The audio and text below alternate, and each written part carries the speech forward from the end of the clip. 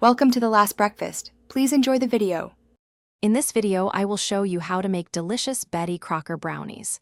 First, gather your ingredients: 1 box of brownie mix, 2 eggs, 1/4 cup of water, and 1/2 cup of vegetable oil. Next, preheat your oven to 350 degrees Fahrenheit. Finally, prepare a 9 by 13 inch baking pan by lightly greasing it to prevent sticking. Now, let's mix the batter. In a large bowl, combine the brownie mix, 1/4 cup of water, 1/2 cup of vegetable oil, and 2 eggs.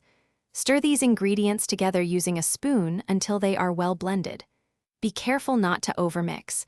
Just combine until no dry spots remain. This ensures your brownies will be perfectly tender and moist. It's time to bake. Pour the mixed brownie batter evenly into your greased 9 by 13 inch baking pan.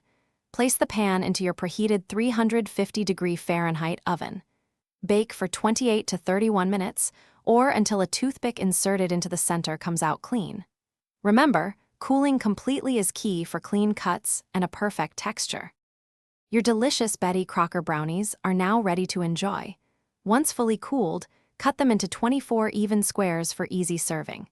If you have any leftovers, store them in an airtight container at room temperature to maintain their freshness for several days. Don't forget to check the description for a link to the Echo Dot smart speaker and other great deals. These homemade treats are perfect for any occasion, so share them with friends and family. Thanks for watching. If this was helpful, leave a like and consider subscribing. See you next time.